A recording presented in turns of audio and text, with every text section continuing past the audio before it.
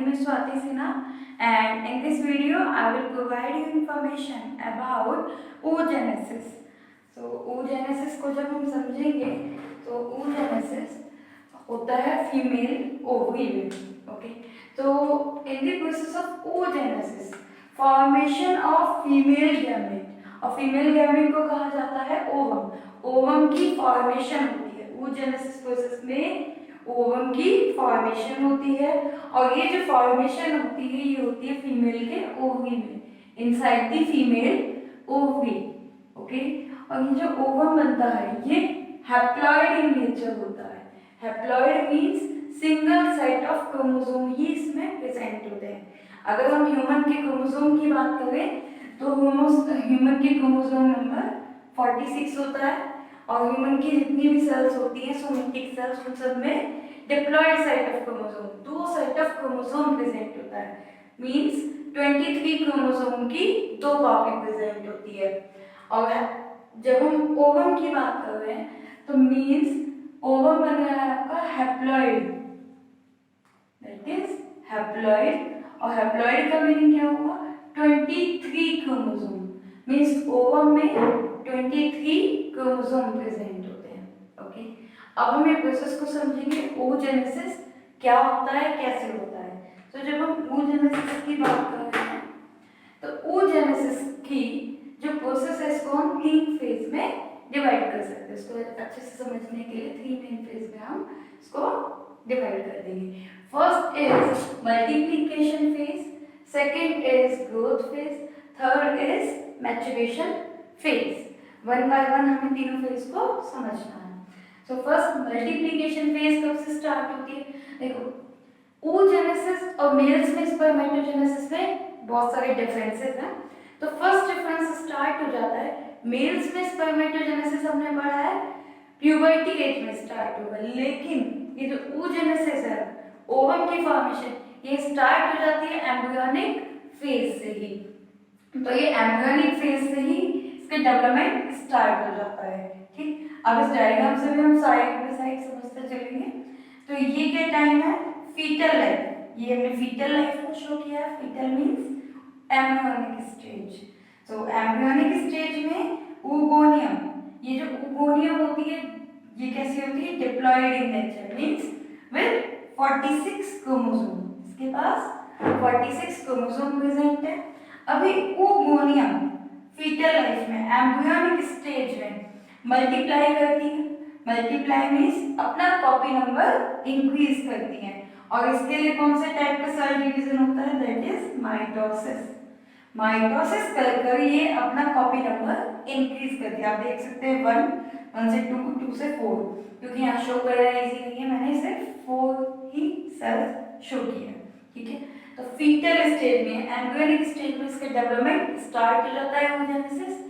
और oogonia, ये जो oogonia होती है यहाँ पर भी क्या कहलाएंगी? These are also known as oogonia. अभी भी ये क्या कहलाएंगी? ओगोनियम ही कहलाएंगी. और ये oogonia क्या करती है? ये oogonia फीटल ओवरी में फॉर्मेशन अपना स्टार्ट कर देती है. ये जो oogonia होती है फीटल स्टेज में मिलियंस की नंबरिंग में होती है. मींस मिलियंस में ये सेल्स प्रेजेंट होती है फीटल ओवरी में. ठीक, अभी मिलियंस के बाद ये एक स्टेज के बाद क्या करती है? अपना फर्दर सेल डिवीजन स्टार्ट करती है.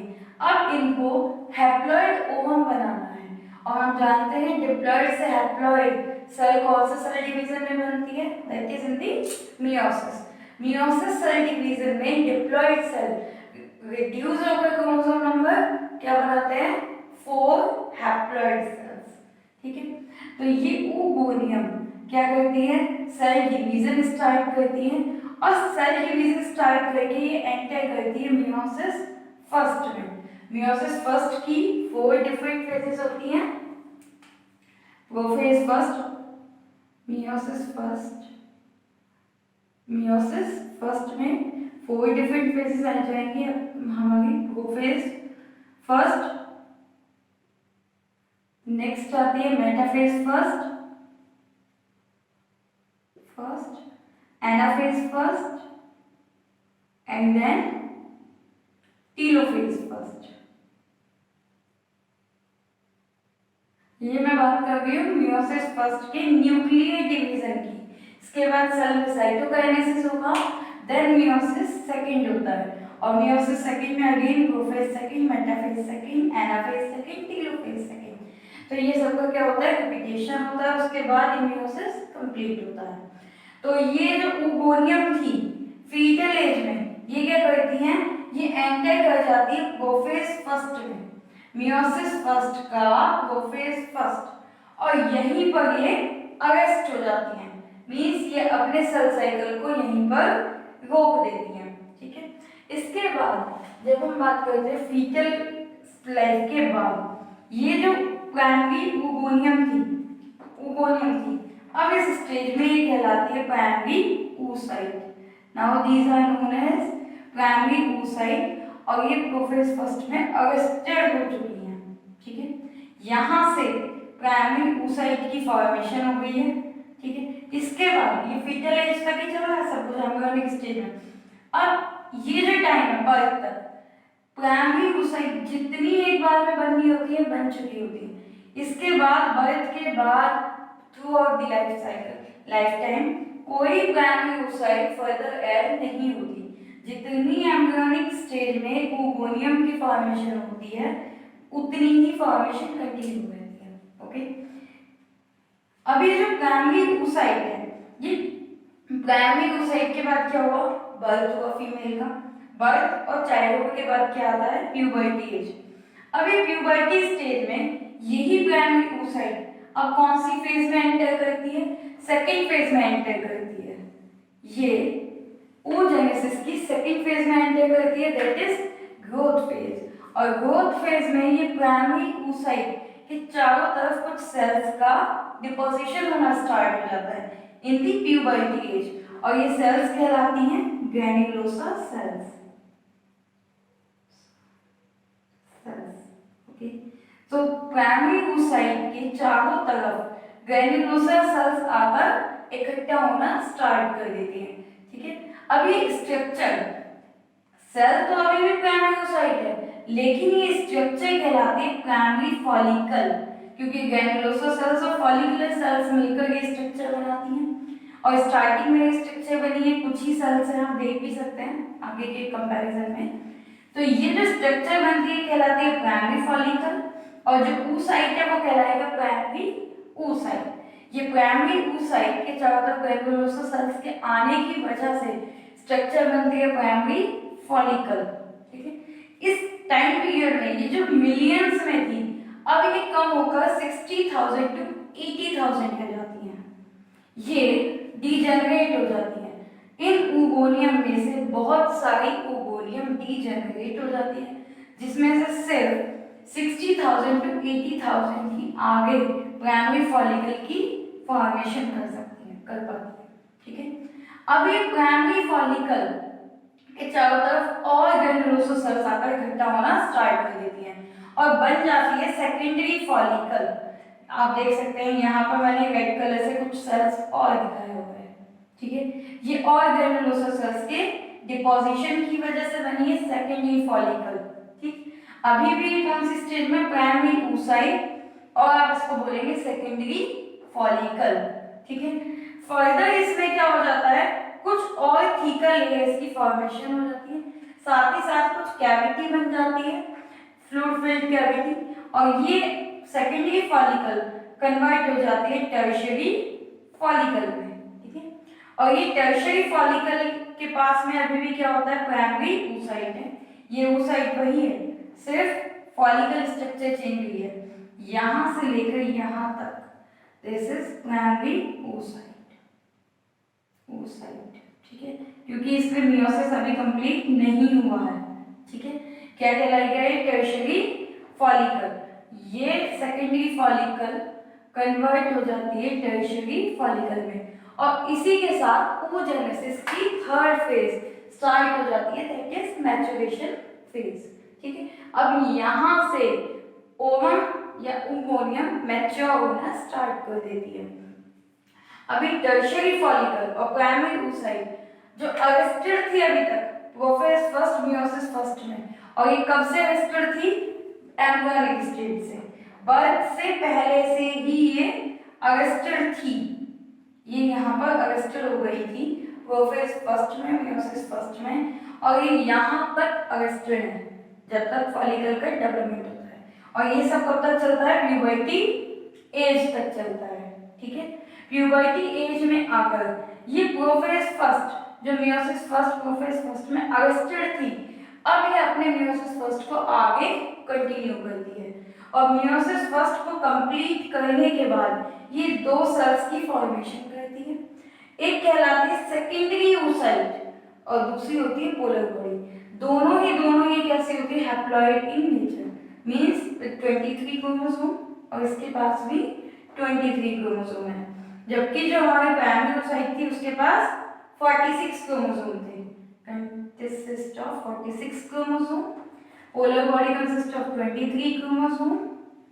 Secondary oocyte also consist of 23 chromosome, ठीक है।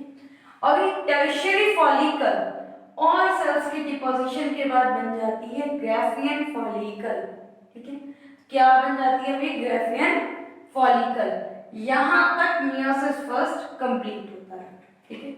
मैच्योरेशन में tertiary follicle, primary oocyte now completed. Primary oocyte का क्या हो जाता है? मियोसिस फर्स्ट कंप्लीट हो जाता है और पोलर बॉडी बनती है और सेकेंडरी oocyte बनती है। First polar body and secondary oocyte बनती है, ठीक है। अब ये ग्राफियन फॉलिकल क्या करती है? ड्यूरिंग द मेंस्ट्रुअल साइकिल इसमें क्या होता है? ओव्यूलेशन होता है, और ओव्यूलेशन के दौरान ये जो सेकेंडरी oocyte अभी बना है, ये इस ग्राफियन फॉलिकल को रप्चर करके क्या हो जाती है? रिलीज हो जाती है। ये इस ग्राफियन फॉलिकल से रिलीज हो जाएगी, ठीक है।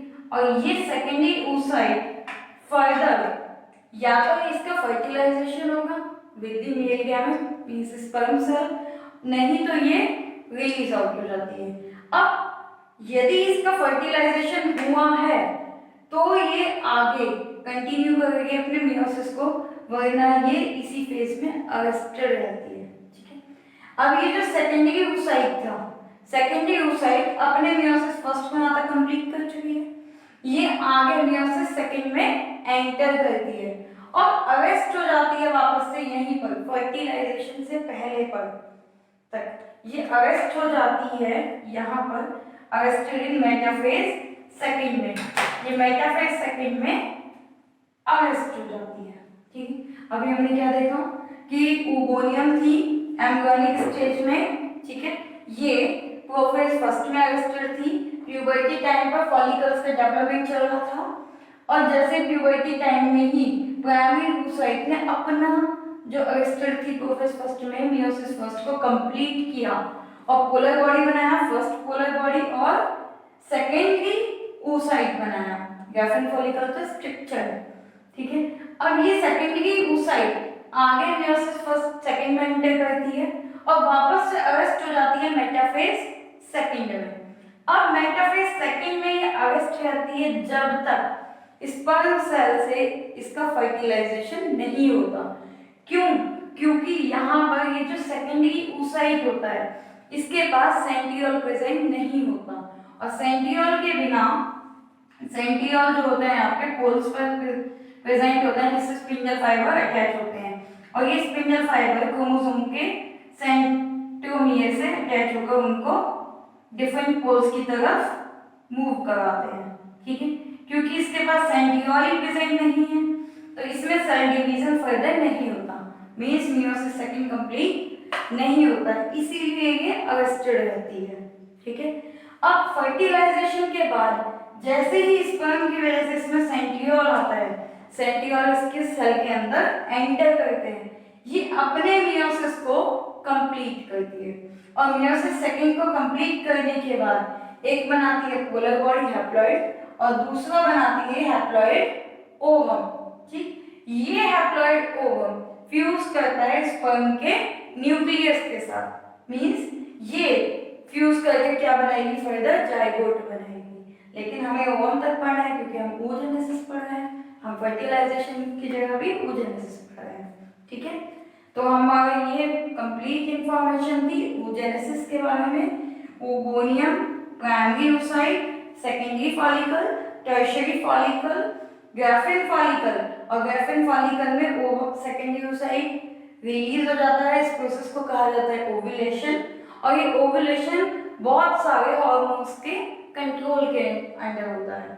ठीक है, ये सेकेंडरी oocyte अरेस्टेड होती है सेकेंड मेटाफेज सेकेंड में, और फर्टिलाइजेशन के बाद ये अपने मियोसिस सेकेंड को कंप्लीट कर हैप्लॉइड ओवम बनाती है। ठीक है, और सेकेंड पोलर बॉडी बनाती है। ठीक है, ये फर्स्ट वाली पोलर बॉडी फर्दर एक पोलर बॉडी बनाती है। इसका मतलब पूरे oogenesis प्रोसेस के दौरान 3 पोलर बॉडीज की फॉर्मेशन होती है। ये क्वेश्चन बोर्ड एग्जाम में पूछा गया है कि कितने पोलर बॉडी की फॉर्मेशन होती है ग्राफिन फॉलिकल से ओव्यूलेशन स्टेज। ये oogenesis पर बहुत सारे क्वेश्चंस हर साल बोर्ड एग्जाम में पूछे जाते हैं। ठीक है, आई होप आपको ये वीडियो लेक्चर में सब कुछ क्लियर हो गया होगा। Thank you so much.